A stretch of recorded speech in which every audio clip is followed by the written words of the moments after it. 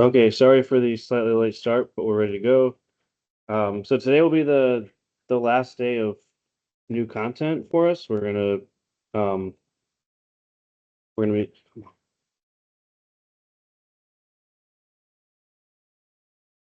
we're gonna be finishing up the material for all of chapter 9, which is the last stuff we'll cover. And then as a reminder, and I'll have an email about this later today with some more details, or if people are missing class today, they'll know. Thursday, you do have to be here in person if you want to get the 1% of your grade for the teamwork part that we're required to do. That will be based on participation. So I'll get here early and divide you guys up into groups of 4 as you walk in. You'll be doing some problems and I guess brainstorming type things together. And the only way to not get the full credit is if I call on your team and you don't say anything. So you're not going to be graded on whether you get the things right or wrong. You're going to be graded on whether you participate. So just do that and you'll be fine.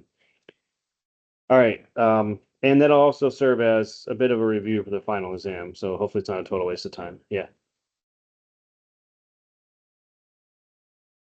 Okay, so yeah, that's another good point I was going to bring up in the email. So I don't think I'm going to post notes ahead of time in Canvas for that. So you do want to have blank sheets of paper to write on. I'll probably post some things afterwards, but it's going to be part of it's going to be a little bit free form, so we won't have like a set outline. Um, so the way it'll work is you'll have I think there's about 4 questions you'll do in groups, which will take 5 to 10 minutes each, and then for roughly half the class. The last question of those groups is sort of coming up with the topics that you think are most useful to review for the final, and I'll just kind of go over whatever people want to go over. So it's going to be pretty open-ended at the second half at least. So there won't be anything posted in advance though. That's good. That's a good point. Yeah. I'm sorry, I can't hear you. I'm sorry.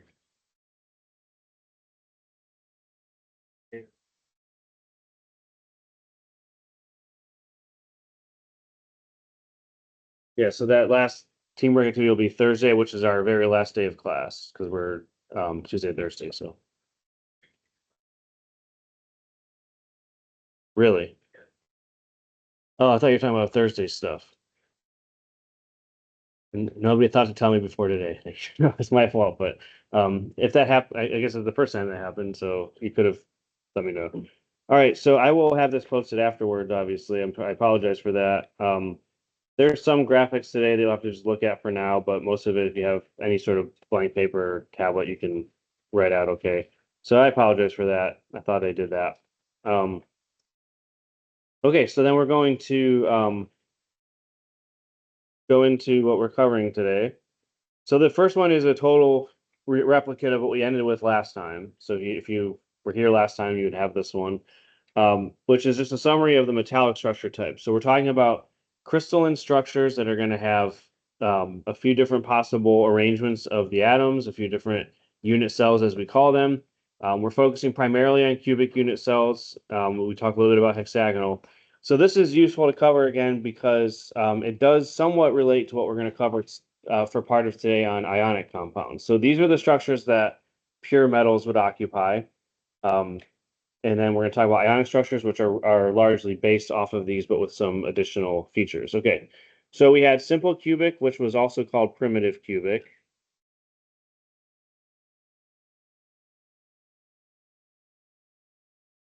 And in primitive cubic, what we recall is that we have one atom on each corner. And so there was a net of one atom per unit cell. 8 corners occupied. Each corner would count as 1/8 of an atom because it's shared by 8 unit cells. The coordination number, which is the number of nearest neighbors, is 6 for that structure. And we derived a packing efficiency, which you're not going to have to actually do the derivation, obviously, but you hopefully followed it a little bit. And you should recognize that this is the least efficient of the 4 structure types in terms of how much of the volume of what percentage of the volume of the cube is occupied by the actual atoms. Okay. The next one we covered was body-centered cubic, very similar to primitive cubic, except that you now stuff one additional atom in the center of the cube. So you have each eight corners are always occupied, and this one has one in the very middle. So that leaves you with a net of 2 atoms per unit cell because you still have the 8 corners that count as 1, and then you're putting one more right in the middle. The coordination number for this increases is up to 8 now. which if you think about the one in the center, it has the 8 corner atoms that are surrounding it, and that increases the packing efficiency as a result up to 68%.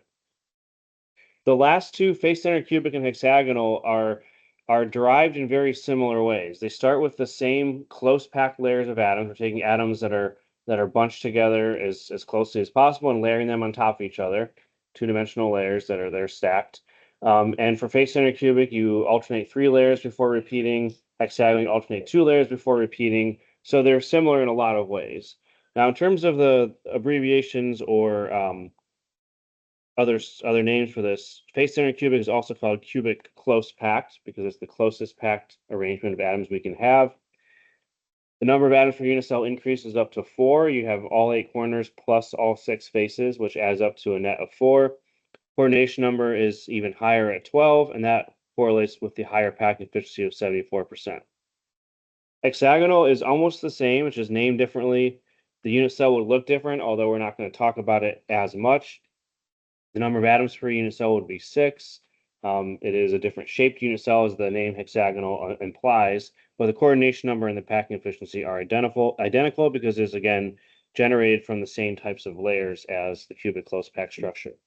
So what we're going to cover today is mostly going to use simple cubic and face-centered cubic as kind of the starting point. So some of the stuff we're going to get to in the second half today, really. We're going to have these structure types, and then we're going to be filling in additional gaps in those structure types to generate the structures of ionic compounds.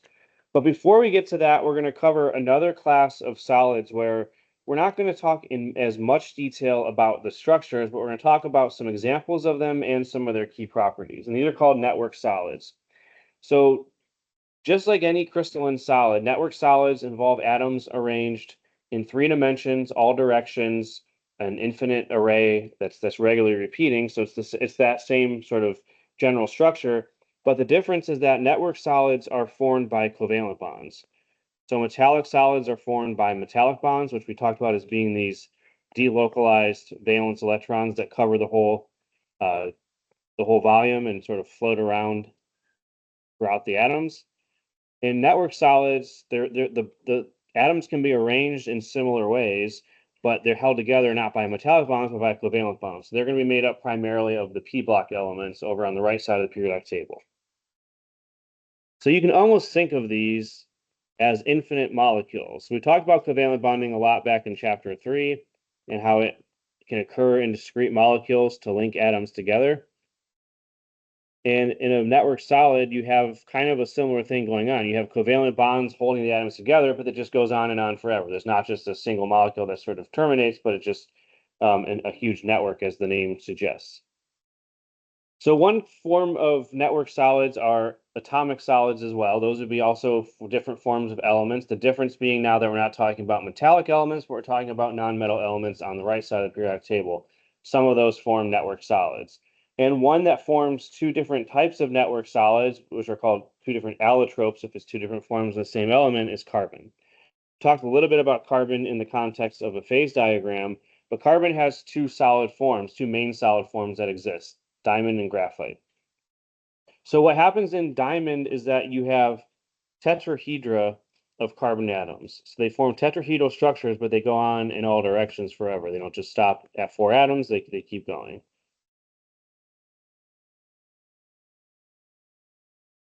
But if you focus on one carbon atom in this structure, you're going to see that it's surrounded by 4 others, 4 nearest neighbors in a tetrahedral arrangement. And we're not going to go through the whole detailed unit cell structure of diamond, but it actually ends up being similar to face-centered cubic, but it's sort of like 2 interpenetrated face-centered cubic structures that result in the atoms being tetrahedrally coordinated like this. So it's tetrahedra, and the things that we learned previously in the course don't just go away, they're still relevant. So when you have a tetrahedral carbon atom, that means that they're going to be sp3 hybridized.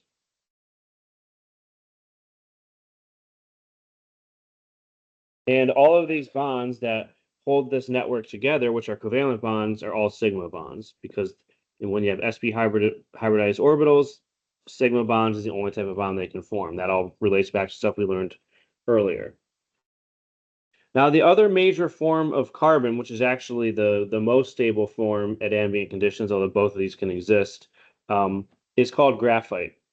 So what you have in graphite are hexagons of carbon atoms. They're two-dimensional sheets that form these hexagons that are all linked together, kind of like a honeycomb structure, if you want to think about it that way.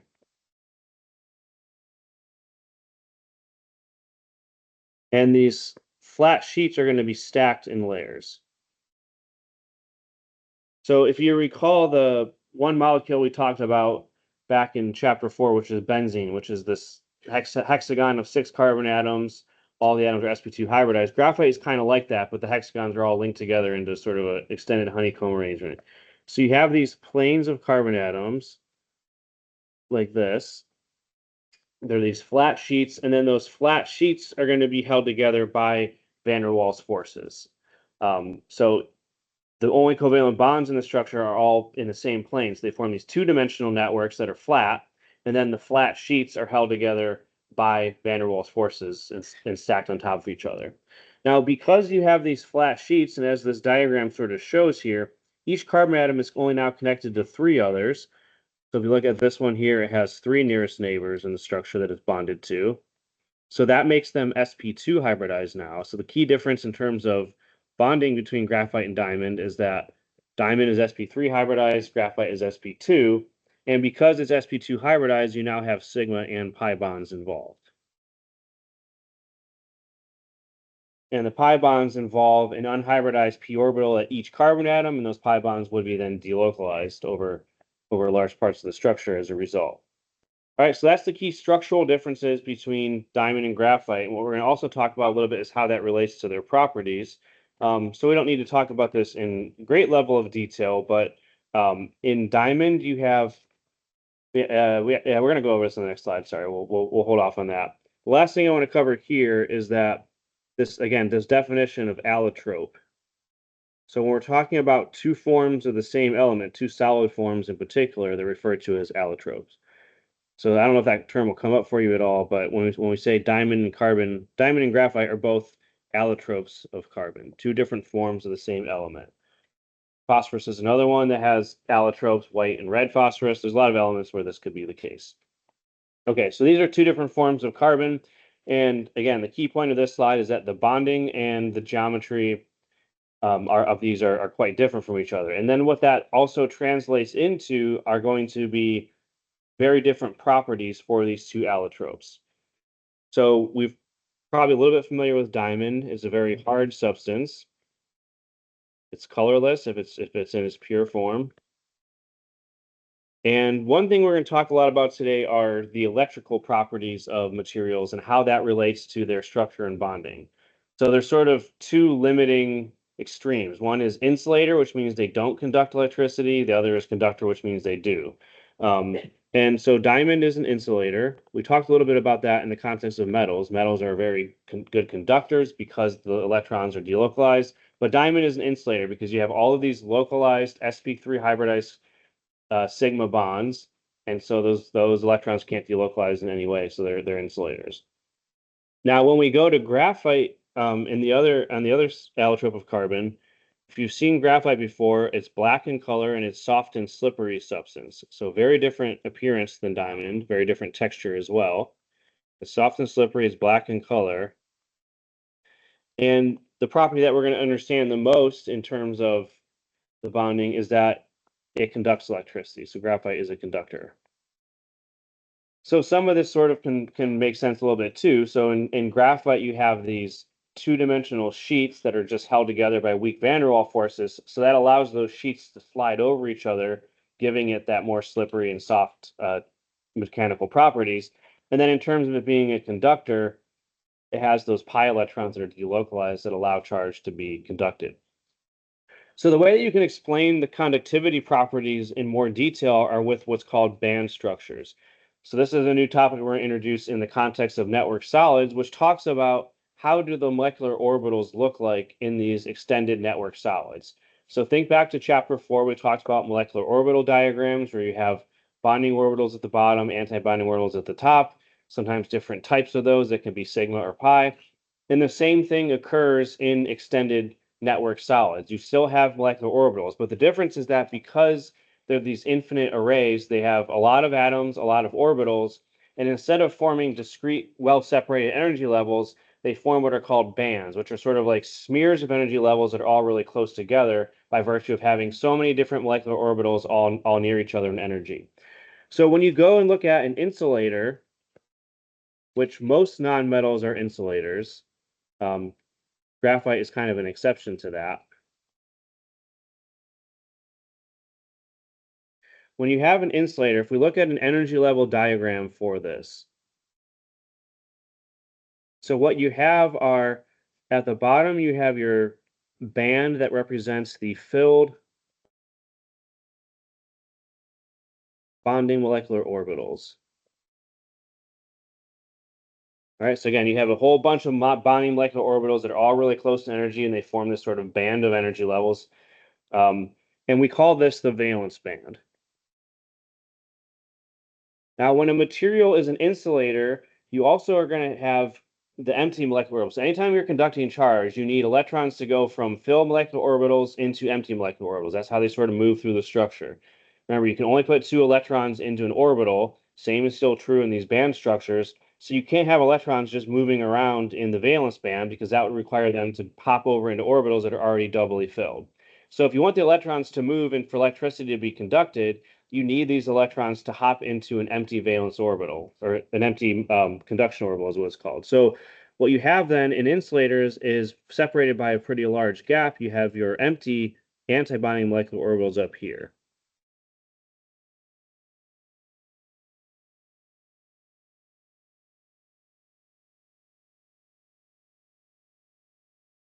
We call this the conduction band.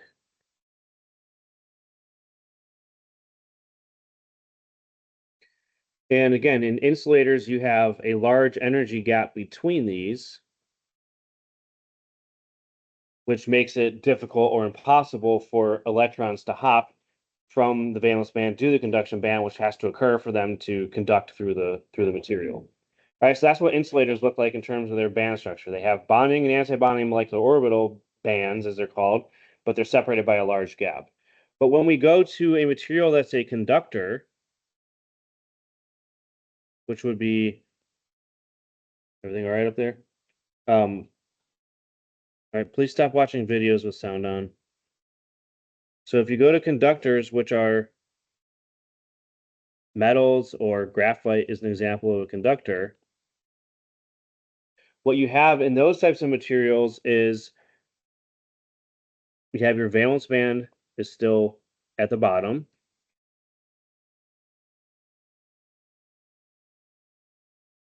But then you have your conduction band has come down a lot in energy and is basically right on top of the valence band. Where'd that go?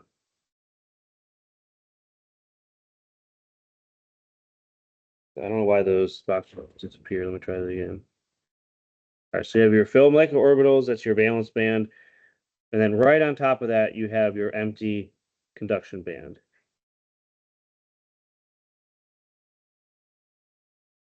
And in a material that's a conductor, you have no gap between these. All right, so that's the difference between insulators and conductors. And the reason this happens in graphite is because we talked about in molecular orbital theory that the pi and pi star orbitals don't split as much as sigma and sigma star. So in diamond, you only have sigma and sigma star orbitals. They split far apart from each other and lead to a large band gap. In graphite, you also have pi and pi star orbitals that don't split as much, and they end up being right on top of each other, and that allows the conduction to occur. So that's what these look like. These are just energy level diagrams that show the energies of the orbitals that form when atomic orbitals overlap in these large structures. And again, insulators have a large gap between those. Conductors, they're right on top of each other. But there is another class of materials that would be typically falling under the category of network solids, and they're kind of in between these two extremes, and they're called semiconductors. So an example of a semiconductor is a lot of the other elements that are sort of near carbon in the periodic table, typically below carbon in the periodic table, are semiconductors. So silicon is a classic example of a semiconductor. These are used in solar cells. So if you have a solar cell on your roof, it's typically made out of silicon. And these have an intermediate gap between the valence and conduction bands. So it's not a large gap like you see in insulators, but the two bands are also not right on top of each other. And one key difference in terms of their properties is that if you look at the band structure, it's going to look something like this.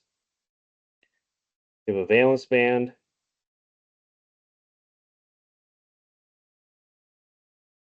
and then your conduction band is separated by a small gap. They're not touching each other anymore. There is a small gap. I don't know why this intermittently not working. Let's do this again. All right, there's your conduction band.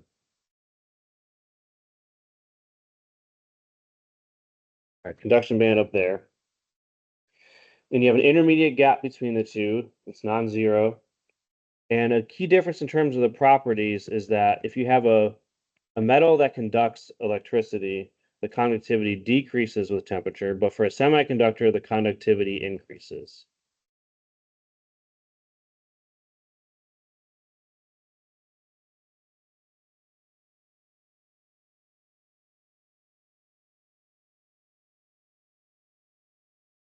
And the reason for that is in metals, when you heat them up, the atoms become more disorganized, so the conduction of charge is a little bit more difficult. But in semiconductors, you have a little bit of an energy gap that you have to cross for the electrons to be conducted.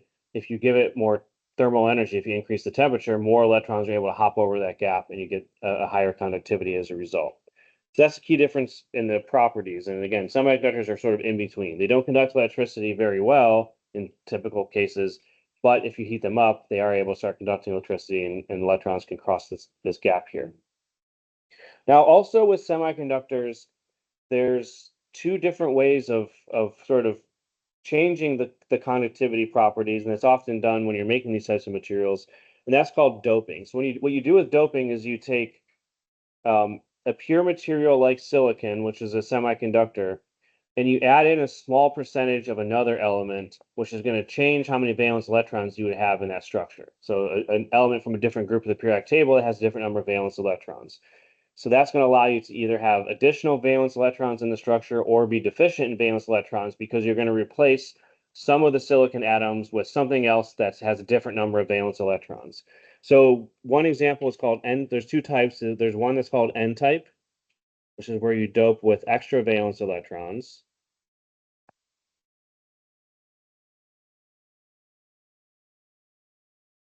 So an example of N-type semiconductor would be if you have silicon, which is in group 4 of the periodic table, right under carbon, it has 4 valence electrons. If you dope it with arsenic, which is group 5, that has 5 valence electrons, that's an example of N-type doping. You're going to replace a small percentage of the silicon atoms with arsenic, and that's going to give you some additional valence electrons in the structure. So if you have AS, arsenic doped silicon, that's an example of N-type doping. So then what N-type doping does to the band structure is as follows. So you still have the energy in this direction. So you're going to have your valence band. I'm going to separate them a little bit just to make it more obvious. But again, they're pretty close together, but not exactly on top of each other. So you have your valence band, then you have a gap, and you have your conduction band.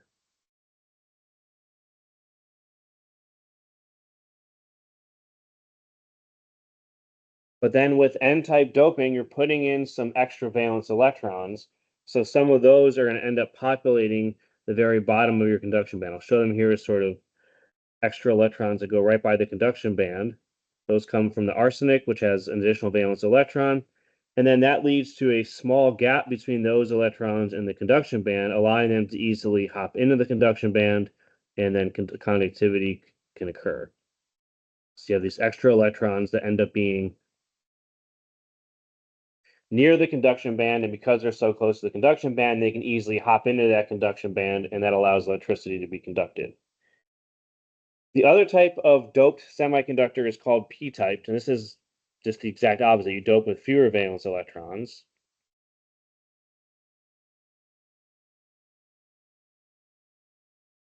So if we're sticking with silicon, if you dope silicon with a group 3 element, which has fewer valence electrons, that would be an example of p-type doping. So boron doped silicon is an example of a p-type semiconductor. Silicon is the main material, which is group 4. Boron is to the left in the next column over, which is group 3. So you'd have fewer valence electrons in boron than you do in silicon. So when this happens, the structure looks kind of like this. You're going to have valence band and conduction band. So that gap between those two bands is sort of set by the intrinsic gap of silicon, the material that's the main component.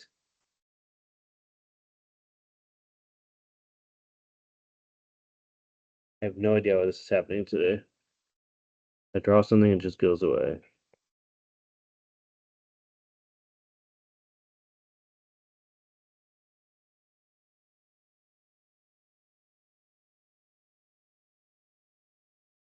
Okay, so you have your valence band and your conduction band, but because you've doped in some boron, which has fewer valence electrons, your valence band is no longer going to be completely filled.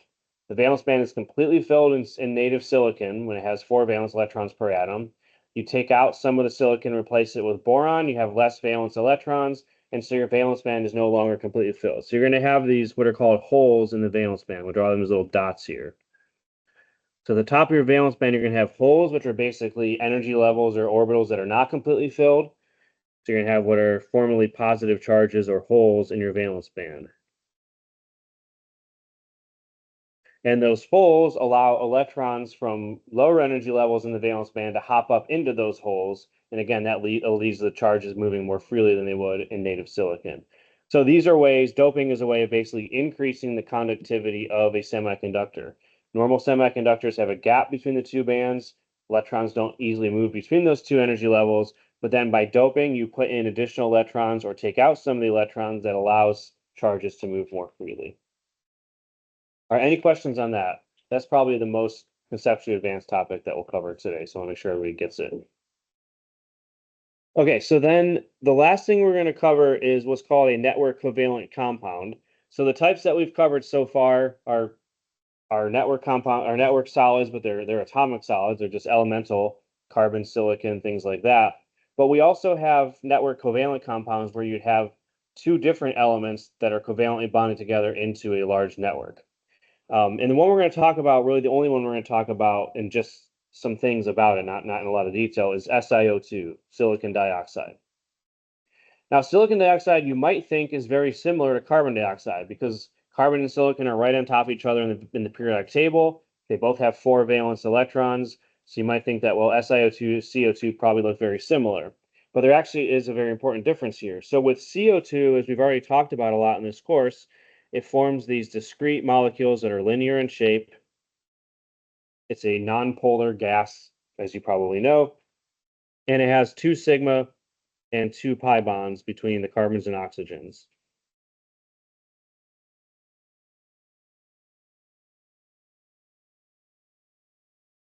So again, each of these double bonds is 1 sigma and 1 pi. Okay, so that would be some things we could have easily predicted about CO2 from stuff we covered much earlier in the course. But when you go to SiO2, all you're doing is replacing carbon with silicon, which is just another group 4 element right below it, but the structure and the properties are very different. So SiO2 is the major component in sand, and clearly sand is nothing like carbon dioxide. So what's the difference here? The difference is that in silicon, you have, instead of 2p orbitals, you have 3p orbitals, because we're down one row in the periodic table. And these 3p orbitals form weak pi bonds with oxygen. Basically, as you move down the periodic table from 2p to 3p to 4p and so on, pi bonds involving unhybridized p orbitals become weaker and weaker. So with silicon, the pi bonds between silicon and oxygen are weak. And when a compound forms, it wants to form the strongest bonds possible. That's sort of the goal of all chemical compounds is to make the strongest bonds possible. So in silicon and with oxygen in particular, it becomes more favorable for it to form 4 sigma bonds instead of 2 sigma and 2 pi. So instead of forming 2 of each, it forms 4 sigma bonds, meaning it has to be sp3 hybridized formally, and it forms a much different structure as a result. All right, because the pi bonds would have been so weak, it ends up forming 4 sigma bonds. So what you get are these tetrahedral networks where silicon is bonded to 4 oxygen atoms.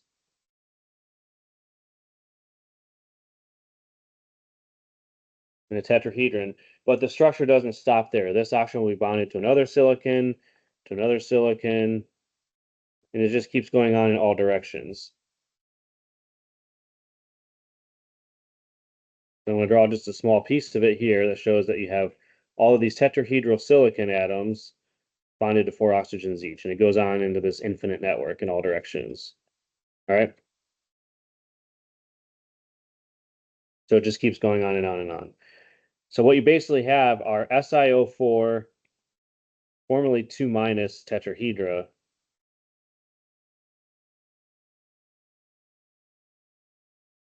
that extend infinitely.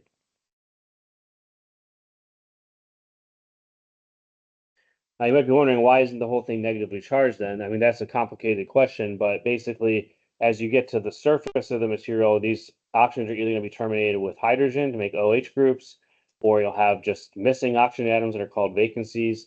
So different ways of terminating it to make sure the overall charge is neutral. But the whole sort of bulk structure is going to have these SiO4 tetrahedra that are all linked together as large 3-dimensional networks. So the properties then become much different because it's no longer a nonpolar gas, but it's an infinite extended solid. So it's a hard, brittle solid. As I said, the major component of sand is SiO2. So sand and then glass is another form of SiO2. Glass, the structure is amorphous, as we talked about. Sand often includes crystalline SiO2 particles, but they're all SiO2 and they're all network solids that involve this type of structural arrangement. Okay, so that's an example of a network covalent solid. It's still a network solid, infinite covalent bonds in all 3 directions, but now it's 2 different elements that make it a covalent compound instead of just an elemental form. All right, so any questions on that? All right, the last topic then we have to cover are ionic compounds, and this one we're going to talk about in more detail. But before we get to that, let's talk a little bit about the classification of solids. Oh boy. Um, Let me get that note page out so I don't mess this up. I forget why this is in here right now. All right. Anyway, we're going to cover this now this year. This will be sort of a summary of the different classes of solids that we've talked about. But I forgot that page, so give me a second. All right. So what we have is we've covered most of these already. We're going to end with ionic solids. I don't know why, again, I forget why I put this here. It's probably better at the end, but it's fine here. So far we've covered a few different classes of solids. One of them was that we did in a lot of detail was metallic solids. Just spell it right for you. So when you're distinguishing different types of solids, so if we ask you a question on an assessment of like, what kind of solid would this material be characterized as, it primarily is going to be determined by the components that are in that substance. So if it's a metal element, then you would predict that it's going to form a metallic solid. It's not too complicated. So the requirements then will be the whole structure is just one type of metal atom. And I guess there's also alloys, which are more than one type of metal atom, but this is the only type we're really going to cover here. And those metal atoms will be held together by metallic bonds, which, as we said, was sort of classified as a sea of electrons, delocalized electrons that hold them all together. And then pretty much any metal on the periodic table. Sodium, pick your favorite metal, iron, lead, whether it's a S block or P block metal, main group, transition metal, whatever type of metal it is, they would tend to form metallic solids.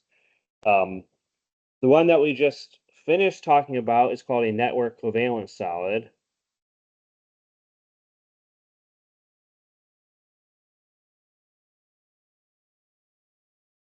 So in a network covalent solid, they are still extended arrays of atoms, but now they're made up of nonmetal atoms. So if you want to classify something as a network covalent solid, it can only have nonmetals in the formula, no metals at all. Typically, they're either atomic solids like carbon and silicon, or binary like SiO2, so they're not usually that complicated. And the forces that hold those atoms together, because they're in the p block, because are going to be covalent bonds involving hybrid and or atomic orbitals. So really the ones that we talked about today are really the only ones that you should be able to recognize and identify as being network solids. So the two forms of carbon, which are graphite and diamond,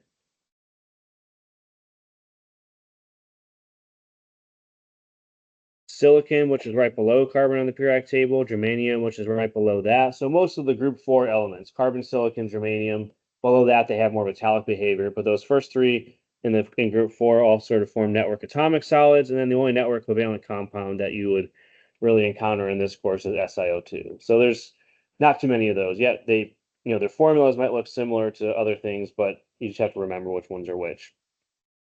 There is one type that we're going to only talk about on this short summary slide here, because there's not a whole lot to say about it, but those are called molecular solids.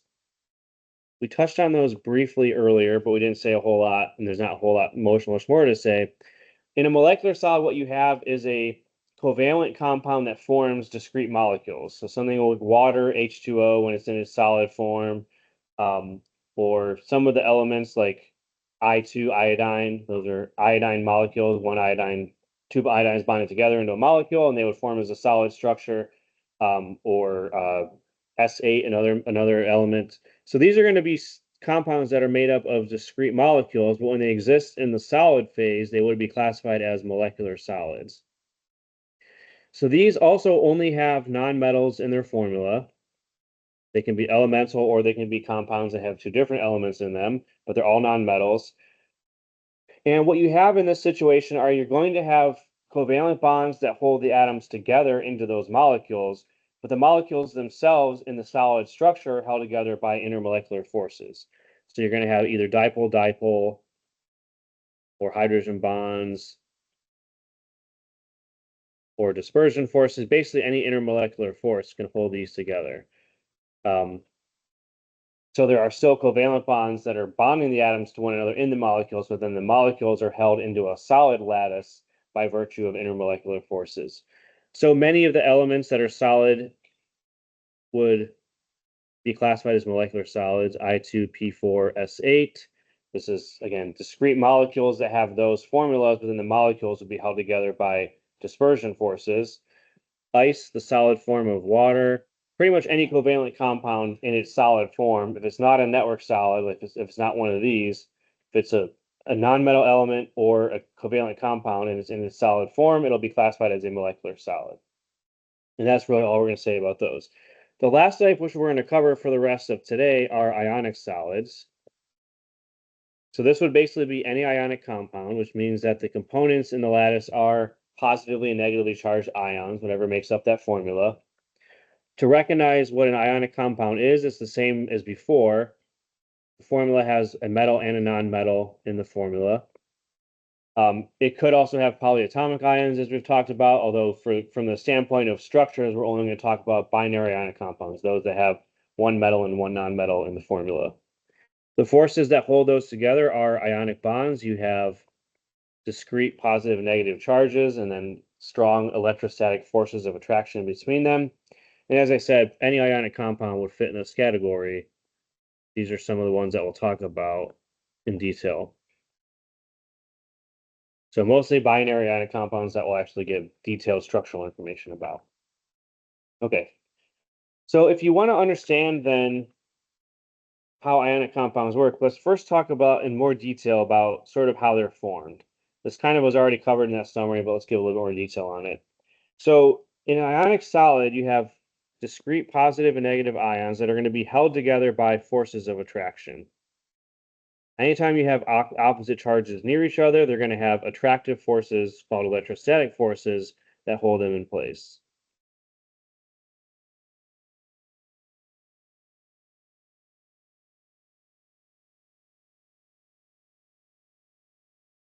Right? Opposites attract each other when we're talking about charged substances, charged ions. And then sort of in terms of how do these ions arrange themselves? So what they want to be able to do is they want to maximize the attractions between the oppositely charged ions. But if ions that are the same charge get too close to each other, they're going to start repelling each other. So you basically are going to arrange the ions in such a way that the attractions are maximized and the repulsions are minimized. So there's different arrangements that can occur depending on, as we'll see, the sizes and the charges of the ions.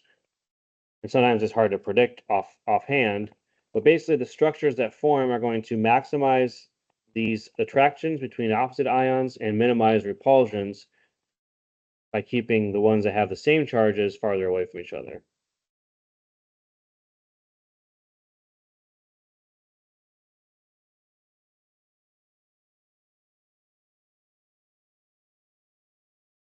So in most cases, when you have an ionic compound, you're going to have two different ions if we're talking about a binary compound, and the ions are going to be different in size. I guess there'd be some coincidental cases where the two ions are identical in size, but in most cases, you're going to have one that's significantly different than the other in terms of size, in terms of radius. So you're going to have larger ions and smaller ions that are going to be arranging themselves into these structures. So the larger ions is usually the anion. Um, and we talked about when you add electrons to something, it gets bigger in radius. When you take electrons away, it gets smaller. So in an ionic structure, the anion is usually the larger of the two ions, and they're going to occupy one of the common packing arrangements that we've already talked about.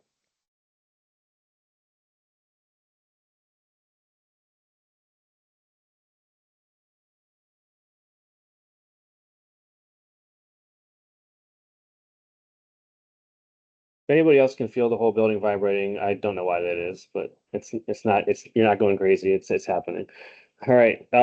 So usually the anions are the larger of the two, and they occupy one of the common packing arrangements: primitive cubic,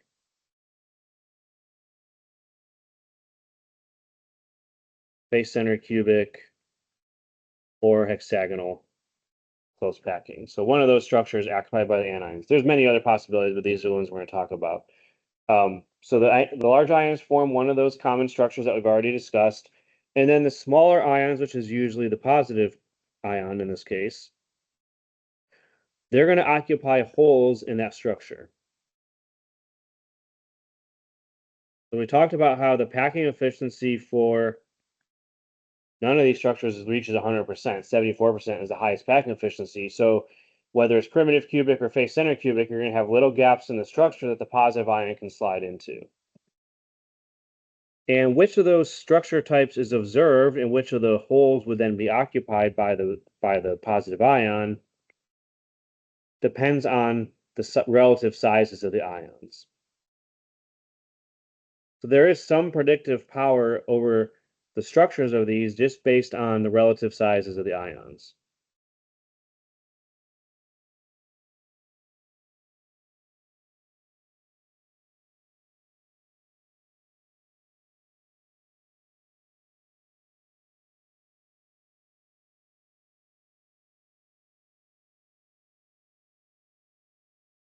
All right, so if you know the ionic radius of the anion and you know the ionic radius of the cation, the ratio of those two, as we'll talk about, can allow you to predict how that structure will form, which of those holes in the structure the positive ion will fit into. So then to understand how this works, we have to talk about the different types of holes that we would have. Um, so the first type we're going to talk about, which is the smallest, is called the tetrahedral holes. So this is going to be located in one of the dimples of a cubic close packed layer.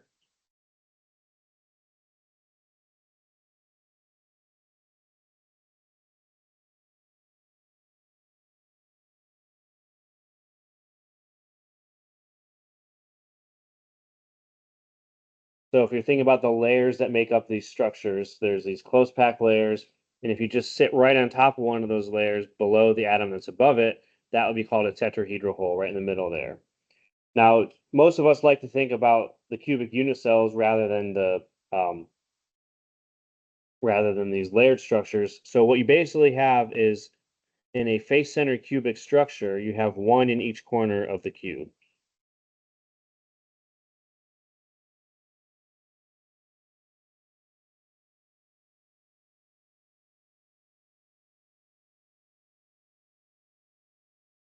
So this down here shows a face center cubic structure. all the atoms on the lattice are the same, but we're highlighting 4 of them in purple here, because if you look down in this bottom left corner, that X right there is one of your tetrahedral holes. It's completely inside the cube. It's completely buried in the cube, but it's located near the corner, and it's going to have 4 nearest neighbors on the lattice that are going to be 1 from the corner and then 3 from the adjoining faces that are closest to that. So there's going to be a total of 8 of those, because there's 8 corners in the cube, and each corner of the cube is going to have one of these tetrahedral holes near it. That's, again, sandwiched in between 4 atoms, completely inside of the lattice, inside of the unicell. Now, there's some derivations we can do here that are, again, not terribly important, but what we want to understand as sort of the result of this is the relative size of the cubic hole, sorry, the tetrahedral hole we're talking about here, the tetrahedral hole compared to the size of the anion that makes up the face-centered cubic lattice. So what we learned earlier, and when we were talking about the face-centered cubic structure, the side length in a face-centered cubic structure is 2 times the square root of 2 times r, where here we're going to use capital R to denote the radius of the larger atom.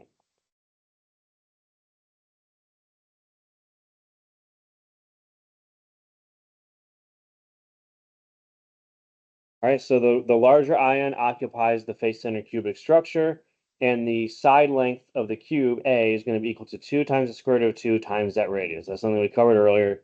And then if we're going through half of the diagonal of the cube, so if we're going from here into the center of the cube there, if we're traversing that path there, 1/2 of that length is equal to, as we also talked about, a radical 3 over 2. That's geometry. And that's going to be equal to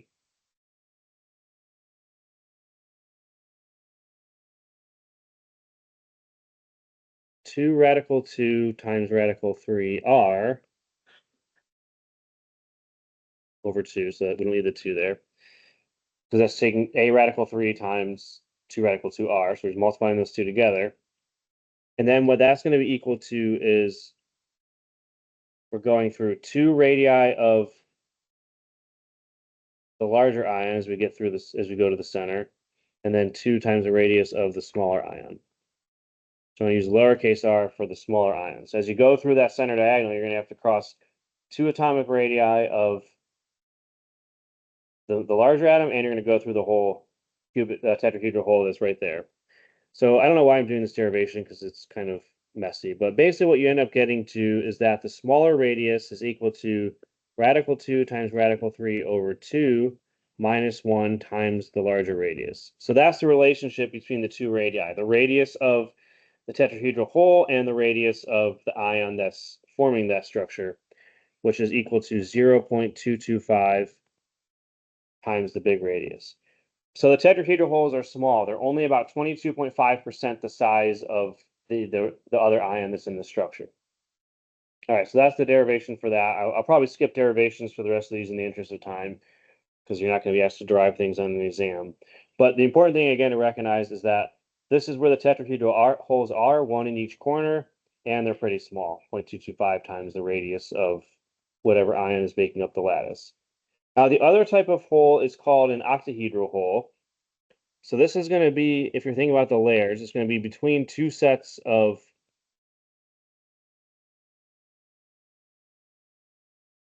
three spheres in adjacent layers.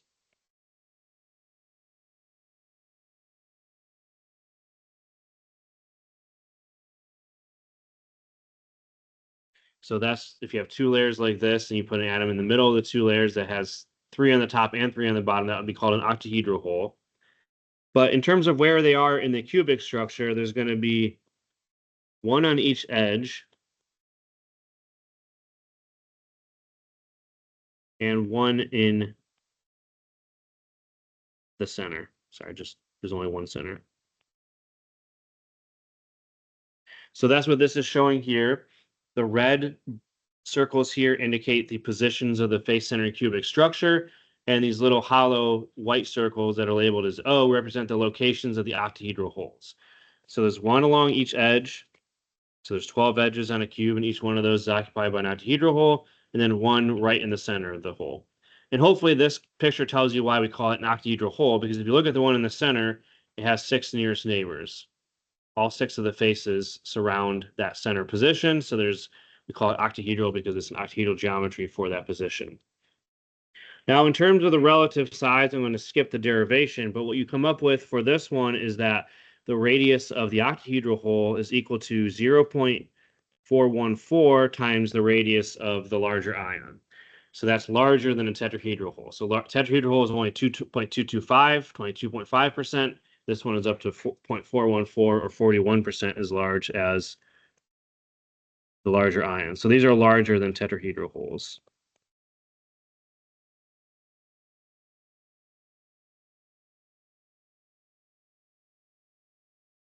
And then finally, the last type of hole, which is probably the simplest one, is just the center position of a simple cubic structure.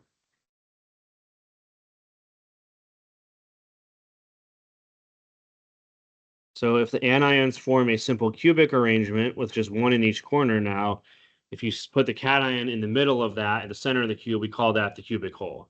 And it's not considered a face-centered cubic, sorry, it's not considered a body-centered cubic structure because here it's 2 different ions involved. Body-centered cubic will be the same atom arranged in this way, but here you have anions on the corners, cation in the middle, and we call that middle position the cubic hole. So this one is very simple. The side length in this case is just 2 times the big radius, and then if you go along the cube diagonal of this one, again, I'll skip the derivation in the interest of time, but what you end up with is that the radius of the cubic hole is equal to 0.732 times the radius of the corner ions. So it's the largest hole.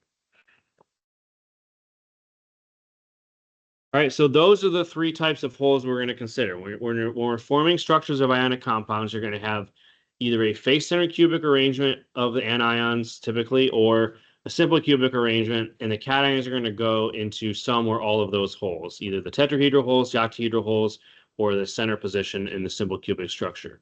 Yes.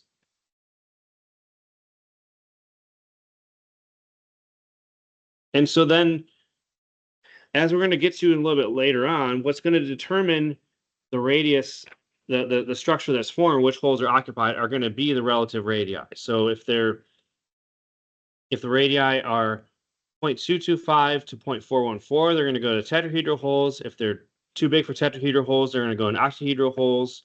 Sorry, I'm skipping around here. And then if they're too big for this hole, that's when they end up in the cubic hole. So that's going to determine which of those are filled. Before we get to that, let's talk about how we count the holes. So how many of each ion would there be in these structures?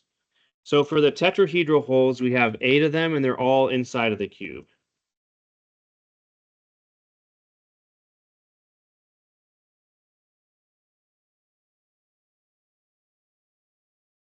So that means there would be 8 tetrahedral holes.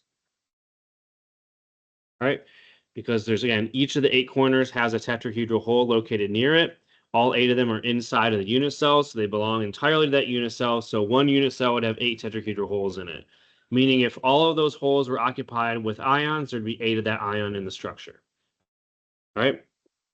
For the octahedral holes, the counting is a little bit more complicated because we have the 12 edges that are all have octahedral holes on them, but each of those edges is shared by 4 unit cells. We talked about counting at the very beginning of this section. So when you stack unit cells together, each edge is at the borderline between 4 of the unit cells, so they count as 1/4 each, the edges. But then you also have the one octahedral hole that's right in the center, so that counts as a full atom or a full ion. So there's going to be a total of 4 octahedral holes in the structure. Again, telling us that if all the octahedral holes are occupied, there would be a total of 4 of that ion in the structure. And then for cubic holes, it's again very simple because there's just one right in the middle of the cube. So it counts as a full ion. So there's 1 cubic hole in the structure.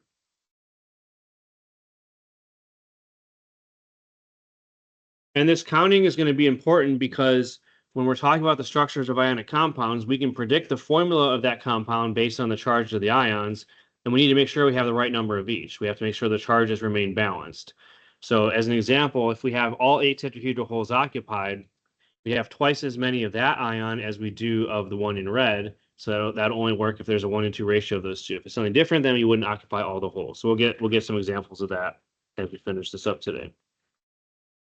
All right, so let's summarize the holes then, just the essential information you need to know about them. So tetrahedral holes have 8 per unit cell. And then in terms of when are these tetrahedral holes going to be occupied? They're going to be occupied if the size of the smaller ion is 0.225 times the size of the larger ion up to 0.414. That's the range in which they would occupy. And those occur in the face-centered cubic lattice. For the octahedral holes, there's 4 of those per unit cell. Once you get to 0.414 times the radius of the larger ion, that's too big to fit into the tetrahedral hole. So that's when you're going to start filling the larger octahedral holes, the medium-sized ones, I suppose, of these 3. So at 0.414R, you're going to start occupying the octahedral holes up to 0.732. So that's the range of radii in which they would fit into the octahedral hole. And that also occurs in the face-centered cubic structure. But then if your smaller ion is more similar in size to the larger ion, that's when you start filling the cubic holes. There's only 1 cubic hole in the unit cell, and that's going to be filled whenever the smaller ion is more than 0.732 times the radius of the larger ion. So when they get close together in size, that's when you'll start filling the tetrahedral holes. Sorry, the cubic holes. And that occurs in the primitive or simple cubic structure. So in this case, the larger ion would occupy a different arrangement, primitive cubic, and you would start filling the center of that with the cubic holes. So that's the essential information you need to know. So that's how we can predict which of the holes will be filled, is primarily going to be based on the relative radius of the smallest to the large ion in the structure. Tetrahedral holes are the smallest, octahedral in the middle, cubic holes are the largest. So we'll go through some examples and just seeing a little bit about how that works. All right. So let's look at sodium chloride, a very simple binary ionic compound. So to figure out and predict which holes are going to be occupied, this doesn't work perfectly, but it works in most cases. What you would look at are the ionic radii. No way to know these or memorize these off the top of your head, but if we look them up in a resource like our textbook, you would find that sodium plus has a radius of 102 picometers. Pico is 10 to the minus 12. Cl minus has a radius of 181 picometers. So Na plus and Cl minus are quite different in size, as we see. The anion tends to be larger. But to figure out which holes are filled, we just need to take the ratio of those two. The ratio of the smaller ion to the larger ion. We'll use capital R for the larger ion to be consistent with what we talked about before. In this case, that ratio is 0.56. And as we just summarized on the last slide, if that ratio is 0.414 to 0.732, that's the range in which we're going to occupy the octahedral holes. So because of the relative radius of sodium versus chloride, we would predict that the octahedral holes will be occupied by the sodium. How many of those holes are going to be occupied? So if we look at the face-centered cubic lattice that chloride will occupy, we're going to have 8 corner items that count as 1/8, 6 faces that count as 1/2 each. So in the face-centered cubic lattice, there's going to be 4 chloride ions. Sodium chloride has a formula of NaCl, 1 of each, so we need to have the same number of sodium plus. For the octahedral holes, when we count those, you have 12 edges that count as a 1/4 each, plus 1 in the center, which is also going to be 4. So we're going to fill all the octahedral holes.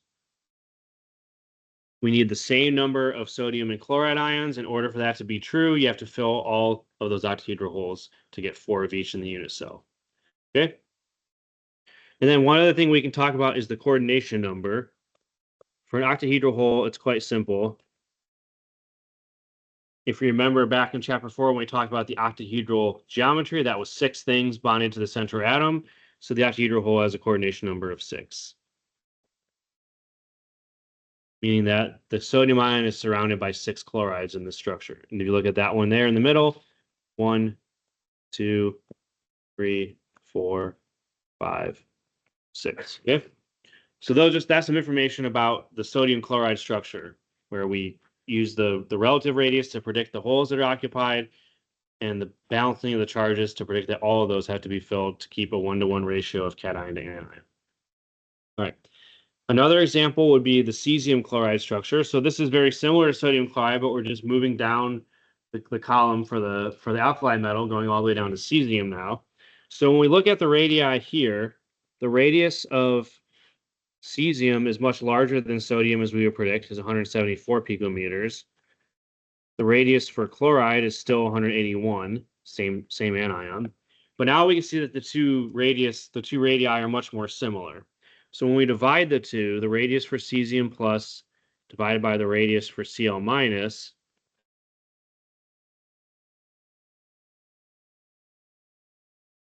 we see that they're very similar, 0.96. And whenever the radius of the cation is more than 0.732 times the radius of the anion, that means we're going to occupy the cubic holes. All right, so whenever the cation and the anion are similar, whenever they're more similar than 0.732 as a ratio, that's when the cubic holes will be occupied. So in this structure, we're going to have a simple cubic arrangement of the chlorides shown in green, and the cesium cation blue is going to be right in the middle of that cube. How many of these holes are filled in a simple cubic structure? You have 8 times an eighth for the corner atom, so there's one chloride in the unit cell. And then for the cubic hole, which is where the cesiums would occupy, it's right in the middle, so it counts as a full position, so it's also 1. So again, you're going to fill all of the cubic holes.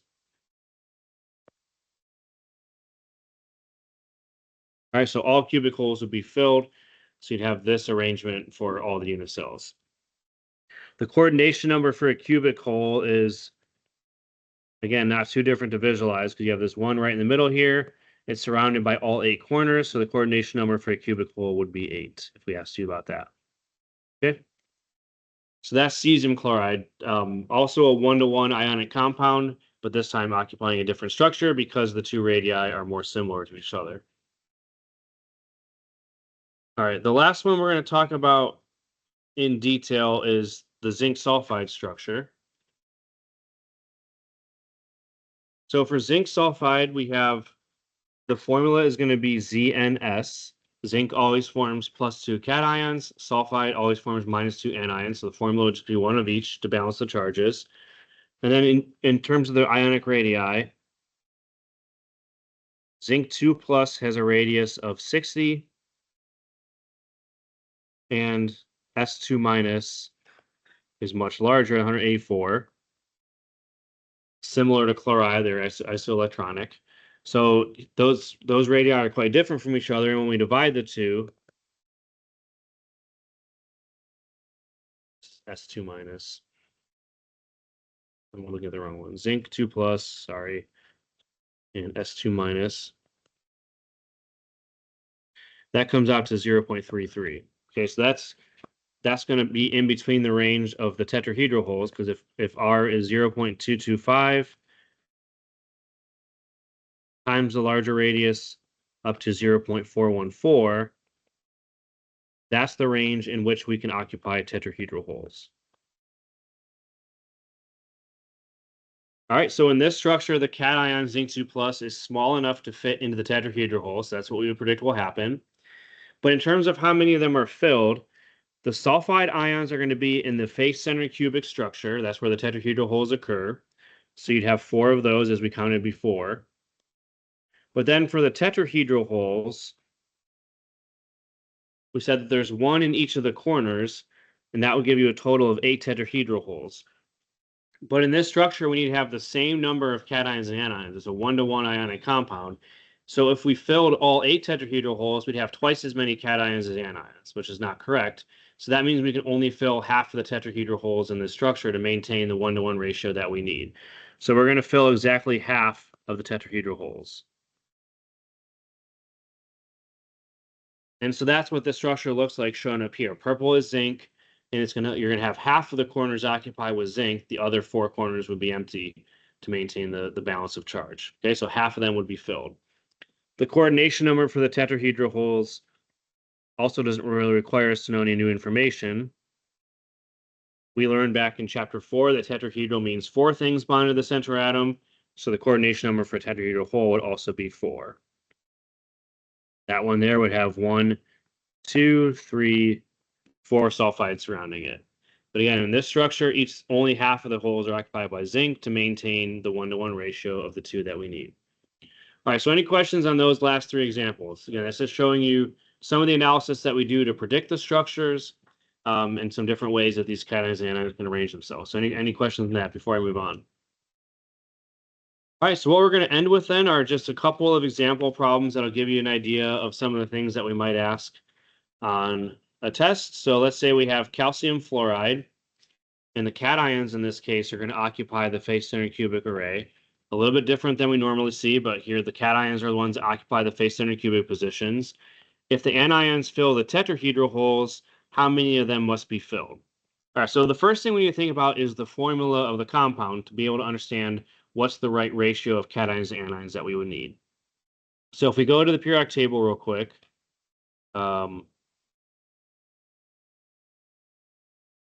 maybe.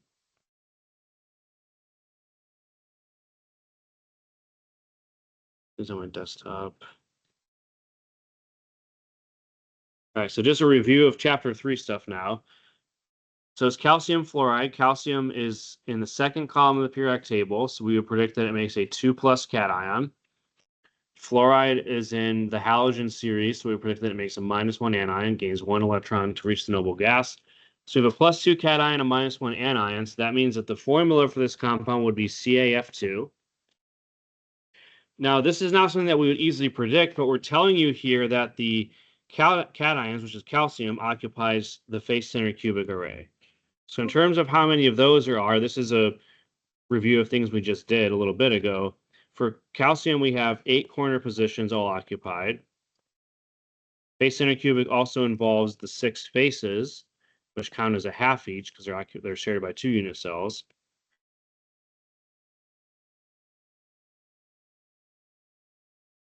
So that equals 4. So 1 unit cell is going to have 4 calcium 2+ cations. We also said that the number of tetrahedral holes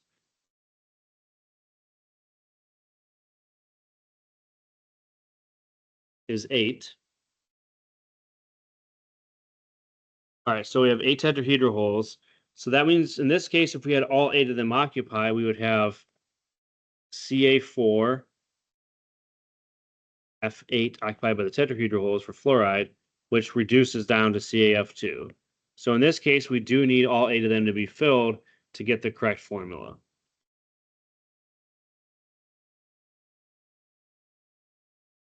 All right, because this time it's a 1 to 2 ionic compound. If you want to have twice as many anions as cations, the anions would need to occupy all 8 of the tetrahedral holes, such that 1 unit cell has 4 calciums, 8 fluorines for a correct ratio of 1 to 2.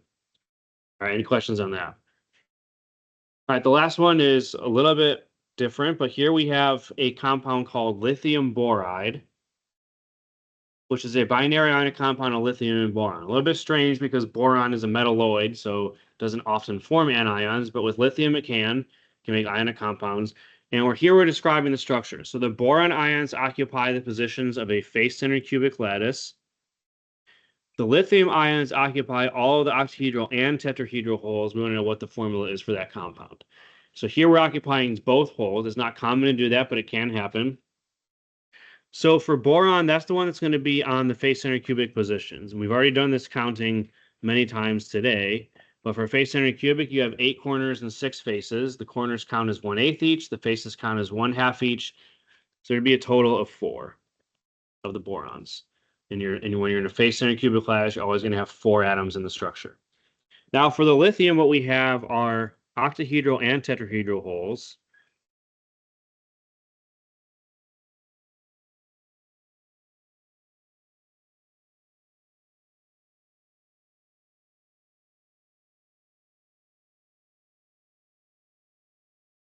So we've gone through the counting of both of these earlier today, so I won't go through it all again.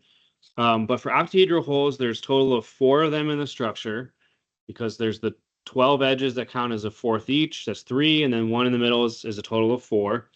For the tetrahedral holes, you would have 8 of them. All 8 corners have a tetrahedral hole. So if you're filling all of those positions, you'd have a total of 12 lithium plus in the formula. Okay, so then the final formula would be, in total, you'd have 4 borons and 12 lithiums, which in its simplest form that we write for ionic compounds will be Li3b. So this structure kind of behaves as if boron has a -3 charge and lithium has a +1. It's really more like an intermetallic, where they both have sort of metallic character, but that's the formula based on the structural description we gave you. So there could be exam problems like that where we describe the structure, and as long as you know how many of each of those positions there would be, you can derive the formula from that. All right, so again, the summary tables that I gave you kind of summarize the most important information, and the problems that you'll have in the last assignment and the last quiz will kind of give you an idea of the level that we expect you to know the stuff. So any last questions before we end this? All right, that's it. Nothing new to learn for the rest of the course. We'll do a review and the teamwork stuff the next meeting.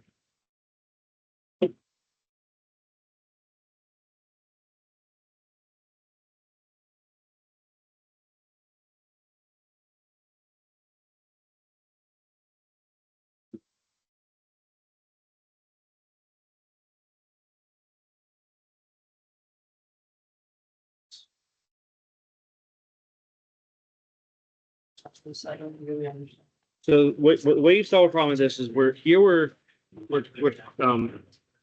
telling you that the cation, which is calcium, occupies the face center cubic array. So that description allows us to say that there's 4 calciums in the structure in 1 unit cell, because the face center cubic array has all 8 corners and all 6 faces. I'm so tired. Okay. And then so there's 4 calciums in the structure. The formula of the compound is CaF2. So there needs to be twice as many fluorines as calciums. Okay. So you need to have eight fluorines per unit cell. If the fluorines are occupying the tetrahedral, I turned it off so that I could hear myself talking. So if you're occupying all 8 tetrahedral holes, then that would be 8 of those, and that would give you the right ratio. So we're telling you that the fluorines are in the tetrahedral holes. There's 8 of those in 1 unit cell. So in this case, you need to fill all 8 of them. We're just asking you how many of those 8 holes need to be filled, and that has to be all of them in this case, because you need a 1-to-2 ratio of cations and anions. There's 4 cations, there needs to be 8 anions, which requires you to fill all 8 tetrahedral holes. So that kind of comes from a combination of this slide here, which tells you that there's 8 tetrahedral holes in a structure, and then also this at the very beginning that we talked about. Okay, so each structure has all the different holes already. It has them available, and it's just a question of which ones get filled, which is primarily determined by the radius of the cation, and how many of them gets filled is a function of what you need the formula of that compound to be. So one of the ions will be typically in one of these structures. So for the tetrahedral holes, it's face center cubic. So that's how we came up with 4 calciums in that structure, is because they're in the face center cubic arrangement. So they have to tell you in the question which. They have to tell you which structure it is. Then You have to have some information about the structure types to know how many of those are in the unit cell.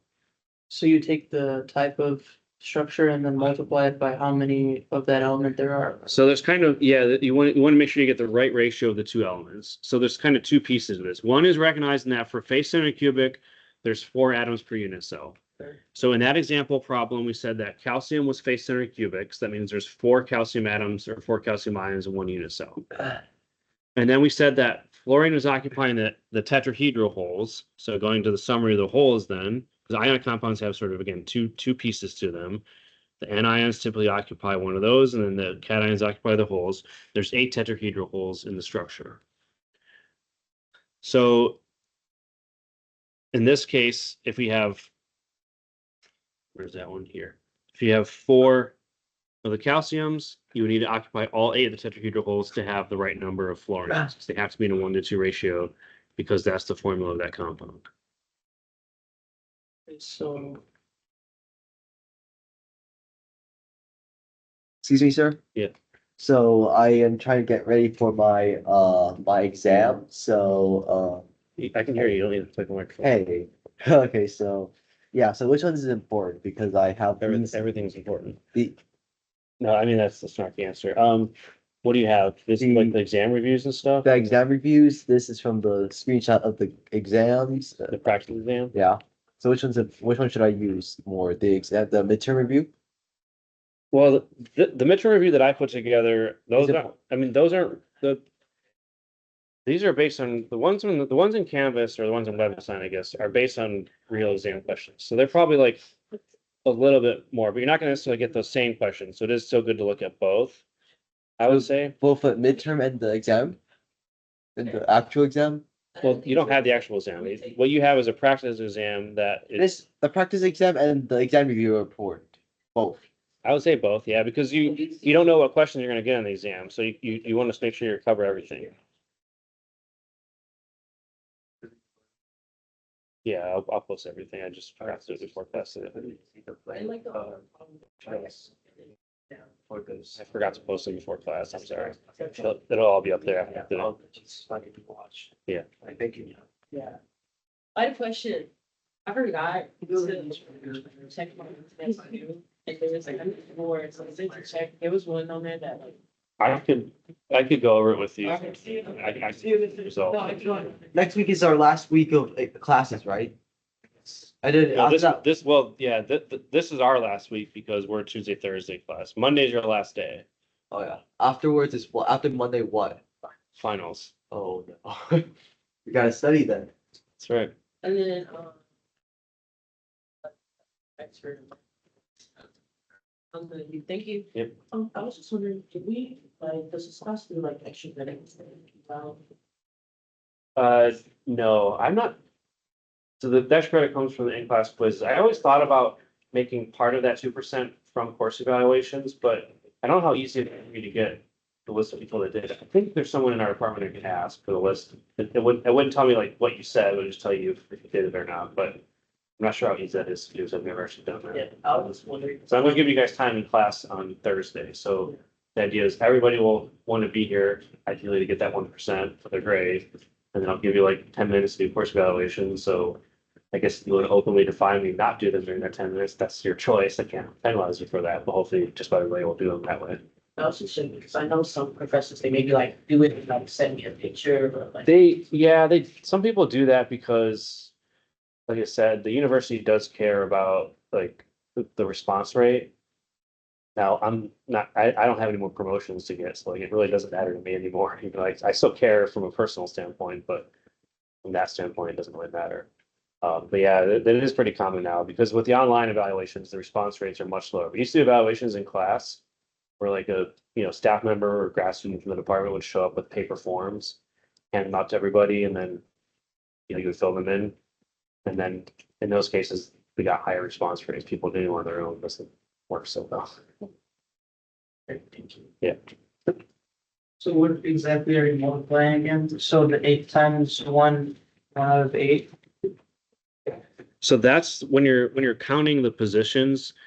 So in a face-centered cubic lattice, you have one atom on each corner, and you have one atom on the center of each face. So in a cube, there's 8 corners, but those corners are shared by 8 total cubes, 7 other cubes. So each of those counts as 1/8 of an atom belonging to that unit cell. Because when you make a crystal structure, you take those unit cells and you stack them on top of each other in all directions. So if you're stacking blocks on top of each other, each corner is going to be at the intersection between 8 of those blocks, the eight of those cubes. So it only counts as 1/8 for that individual unit So cell. each individual, are you talking about each individual atom is 1/8, or each individual cell is 1/8? Each individual atom is 1/8 for that cell that it belongs to. Okay.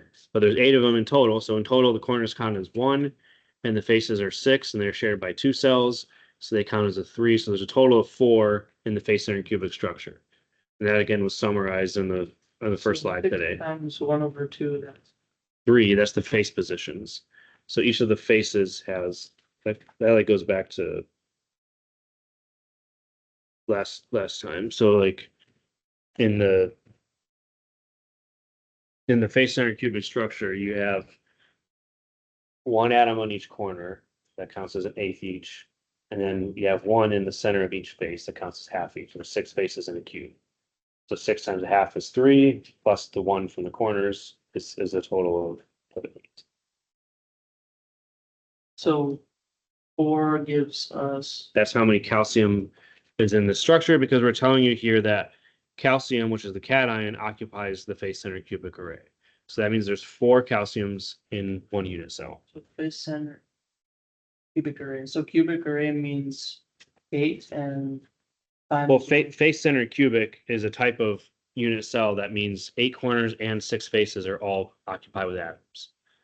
So there's like 3 different cubic structures. There's simple, which you only occupy in the corners. There's body center cubic, which is the corners and the center. And then face center cubic is the corners and all 6 faces. So there was a table for this, right? Yeah, the very first slide today, or the very last slide from last time. Yeah. Right. Yeah. So the one of the ions is going to occupy one of those arrangements. The other ion is going to fit into the holes, and that's what we covered today. And in this case, we're telling you that the other ion fills the tetrahedral holes. There's 8 tetrahedral holes available. You're going to fill some or all of those. And in this case, you have to fill all of them because you need to have twice as many fluorides as calciums. Okay, and each fluoride has positive, Negative charge. And each calcium is a +2 charge. So that's why the formula is CaF2. Calcium's in the second column, right next to K. So it's +2. So that sort of just getting the formula of the compound is exactly the same as what we did in chapter 3. If you know the elements that are involved, if you know it's calcium and fluoride, you can easily predict from chapter 3 stuff that it's CaF2. But then in terms of which holes are occupied, you have to make sure that you get to that correct 1-to-2 ratio.